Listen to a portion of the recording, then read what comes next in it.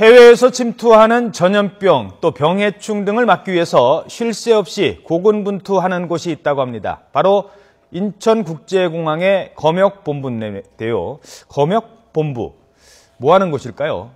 이걸 알아보기 위해서 일일 검역관으로 변신해서 직접 현장을 체험하고 온 강희경 기자와 함께 자세한 얘기 나눠보겠습니다. 안녕하십니까? 안녕하십니까? 예. 자, 검역본부, 무슨 일을 하는 곳인지 먼저 간단히 설명을 해주시죠.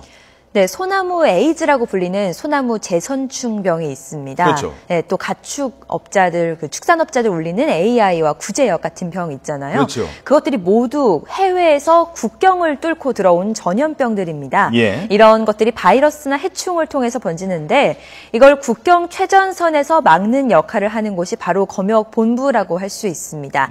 크게 화물, 우편물, 여객 휴대품을 검역하는 거라고 역할을 나눠볼 수 있겠습니다. 화물이나 우편물 또 여객. 그러니까 우리가 일반인들은 그냥 세관 정도 알고 있는데 그 안에 많은 일을 하는 곳이 있다는 거군요. 네, 그렇죠. 이제 일반적으로 세관 같은 경우에는 들어오는 물건 같은 거 수입해갖고 사갖고 들어오는 걸 검사한다면 검역은 축산품이나 식물 같은 그런 종자나 축산 그런 소품들을 검사를 하는 곳입니다. 예.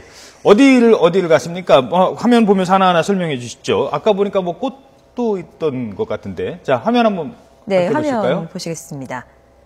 네, 일단 제일 먼저 갔던 곳은 저렇게 꽃을 터는 곳이었습니다. 꽃을 검사하는 곳이었습니다. 특송 화물을 검사를 하는 곳이었는데요. 예. 지금 들어오는 꽃은 이제 커다랗고 노란 예쁜 꽃인데 결혼식 부케나 예식장에 쓰이는 꽃입니다. 근데 벌레가 있네요. 예, 그렇습니다. 검역을 일단 유관 검사를 해보는데 털어보니 작고 큰 유충들이 굉장히 많이 나온 것을 볼 수 있었습니다. 그러니까 쟤네들도 수입되어 오는 거 아니에요? 예, 그렇습니다. 저런 것들을 걸러내기 위해 검역본부에서 일일이 검사를 하는 건데요. 예. 저런 유충 상태에서는 이게 해충인지 국내에 이미 있는 벌레인지를 확인을 할 수가 없기 때문에 실험실로 샘플을 보내서 사육을 실제로 한다고 합니다.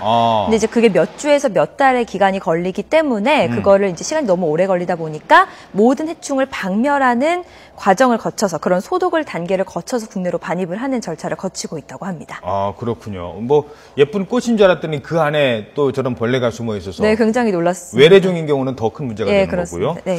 자, 그다음에 우편물 같은 경우는 이걸 뜯을 수는 없는 거 아니에요?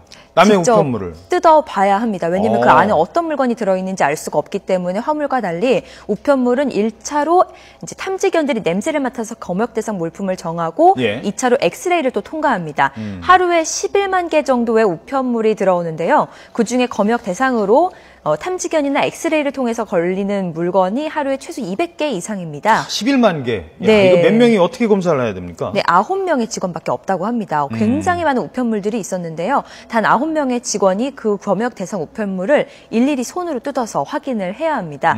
체험할 당시에는 한번 뜯어봤는데 손바닥만한 길이의 두꺼운 소시지가 걸렸어요. 소시지가? 예, 소시지가 태국에서 들어온 소시지였는데 그냥 일반 얇은 종이에 돌돌 말려서 우편물로 그게 들어왔더라고요, 국내로.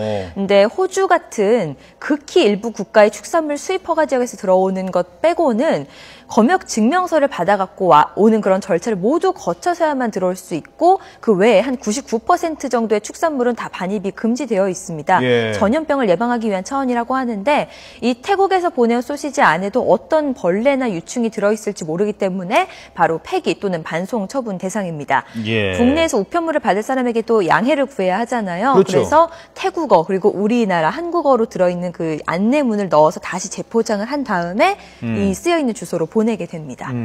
자, 그럼 이렇게 검역하다가 걸리면 이거 그냥 압수되는 건가요? 예, 그렇죠. 뺏기는 거예요? 압수되는 건데 우편물 검역소 같은 경우에는 압수되는 걸 모르고 사후에 알게 되잖아요. 근데 갈등이 좀 있을 것 같아요. 예, 입국장에서는 그게 눈앞에서 뺏기기 때문에 갈등이 굉장히 그렇죠. 입국장은 네, 눈앞에서 뺏어가기 때문에 이 실제로 너네 이거 먹으려고 가져가는 거지. 내가 너네가 먹기 못하게 다 갈기갈기 눈앞에서 찢어야 내가 이걸 두고 갈 수 있겠다. 이런 식으로 말을 하는 분도 있고 실제로 그거를 눈앞에서 칼로 찢으면서 이렇게 분풀이를 하는군요. 예, 분풀이를 하는 분도 굉장히 많다고 합니다. 이렇게 갈등의 연속이 일어나는 것이 입국장 휴대품 검역소입니다. 그러니까 예를 들어서 저런 걸 갖고 왔어요. 그냥 뭐 몇 개 갖고 왔는데 네. 저거 이제 못 가지고 들어가니까 이거 당신들이 먹으려고 네. 하는 거잖아. 에이, 여기서 그냥 아예 없애버리겠어. 이러는군요. 네, 그렇습니다. 그래서 그런 항의를 거세가는 분들한테 과태료 처분을 하기도 하고 실제로 폐기하는 저렇게 묶어서 바로 폐기 장소로 움직이게 되는데요. 폐기하는 곳을 보면서 다 설명을 해드리고 그런 과정을 다 거친다고 합니다. 그러니까 감정적으로 굉장히 소모가 많은 곳이 입국장 휴대폰 검역소라고 합니다. 예. 네. 입국장에서 제일 눈에 띄는 것 중에 하나가 탐지견이잖아요. 예, 그렇습니다. 탐지견도 직접 봤어요? 네, 탐지견도 직접 봤습니다. 어떻게 훈련한답니까? 네, 훈련은 일단 1차적으로 제가 본 곳은 우편물, 아까 말씀드렸던 우편물 센터에서도 컨베이어 벨트 위에서 실제로 역할을 하고 있고, 컨베이어 벨트 입국장에서도 냄새를 다 맡으면서 검사를 하더라고요. 어떻게 훈련을 하는지 가봤더니, 본부 내에 탐지견 훈련 센터라는 곳이 있습니다. 야. 이 탐지견들이 태어날 때부터 직접 훈련을 받는 건데요. 대부분의 탐지견들이 복지견이라고 합니다.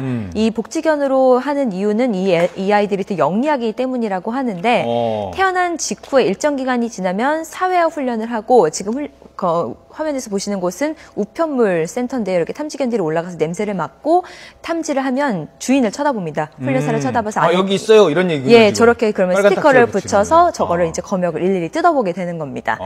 네, 탐지견들이 굉장히 많은 역할을 하고 있는데 입국장을 그대로 축소해 놓은 훈련장에서 실제처럼 훈련을 받습니다. 탐지견들이 과일이나 육류를 가방에 넣어놓고 그것을 냄새로 찾아내면 훈련사가 먹이를 주는 등의 과정을 거치는 역할을 하고 있습니다.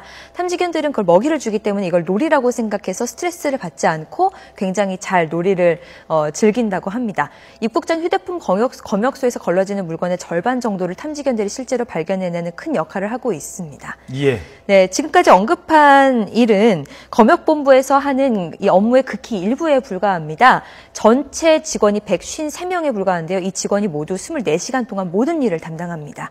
하루하루 힘든 상황이지만 검역에서 뚫리면 나라가 뚫린다는 마음가짐으로 모든 분들이 일에 자부심을 느끼면서 열심히 근무하고 있는 것을 느끼고 올 수 있었습니다. 알겠습니다. 네, 지금까지 소리 없는 전쟁을 치르고 있는 검역본부를 취재한 강희경 기자였습니다. 수고하셨습니다. 감사합니다. 수고하셨습니다.